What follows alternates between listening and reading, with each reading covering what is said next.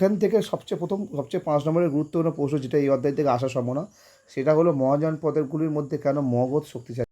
নমস্কার ছাত্রছাত্রীরা, আশা করি ভালো আছো।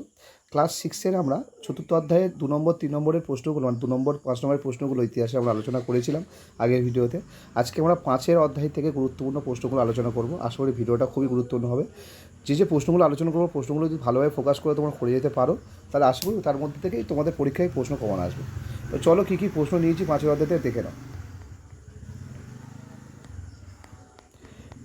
আচ্ছা, তার সঙ্গে এখানে একটা বলে রাখি, তোমরা যারা যারা আমাদের থেকে পিডিএফ বাই করতে চাও, তো আমাদের সঙ্গে হোয়াটসঅ্যাপ নাম্বার ফেসবুক পেজে দেওয়া আছে, তো সেখান থেকে তোমরা নিতে পারো, নিয়ে হোয়াটসঅ্যাপে যোগাযোগ করতে পারো। তো এই দেখতে পাচ্ছ পঞ্চম অধ্যায়, ষষ্ঠ শ্রেণী ইতিহাস, ঠিক আছে। তো এগুলো সব শর্ট কোশ্চেন, সবই টেক্সট বই ভিত্তিক, কোনো সহায়িকা থেকে কপি নয়, ঠিক আছে। আচ্ছা, প্রথম প্রশ্ন, জনপদ বলতে কী বোঝো, মহাজনপদ বলতে কী বোঝো? ভালো প্রশ্ন। ষোড়শ মহাজনপদ বলতে কী বোঝো? গণরাজ্য বা অরাজতান্ত্রিক। মহাজনপদ বলতে কী বোঝো?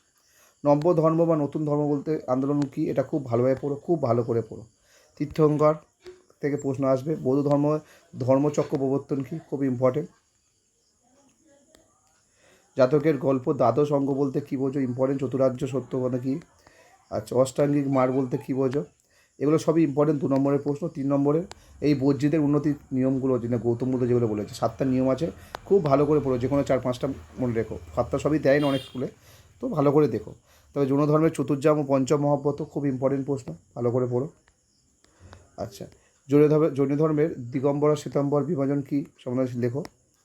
ত্রিপিটক কি, এর প্রধান ভাগগুলো কি, একদম পরিষ্কার লেখা আছে। হিনযান মহাযান। আচ্ছা, বৌদ্ধ ও জৈন ধর্মের মধ্যে মিল আর অমিল, ভালো প্রশ্ন। ত্রিরত্ন লেখা আছে। আরণির অপর নাম কেন উদ্দালক হয়েছিল, ভালো প্রশ্ন, একটু বড় করে লেখা আছে, ঠিক আছে। আচ্ছা, মগধ আর বজ্জী এদের মধ্যে প্রধান দুটি পার্থক্য, ভালো প্রশ্ন, একটু ট্রিকি টাইপের তৈরি করা। সমাজে কোন কোন শ্রেণী নব্যধর্ম আন্দোলনকে সমর্থন করেছিল, এটাও একটু ট্রিকি টাইপের, যাদের প্রশ্ন স্কুলের স্যার একটু ট্রিকি টাইপের চালাকির সঙ্গে করা, তারা এইসবগুলো করতে পারো, ঠিক আছে। এই প্রশ্নগুলো ভালো প্রশ্ন।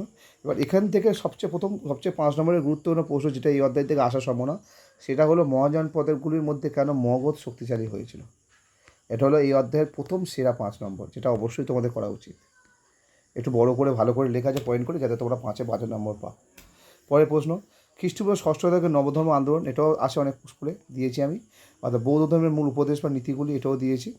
আচ্ছা, বৌদ্ধ সঙ্গীতি নিয়ে শর্ট কোশ্চেন আসে, তো বৌদ্ধ সঙ্গীতি 4টি বৌদ্ধ সঙ্গীতি নিয়ে ডিটেলস তথ্য আলোচনা করেছি এখানে, ঠিক আছে। তো এই ছিল এই অধ্যায়ের সবচেয়ে গুরুত্বপূর্ণ প্রশ্ন।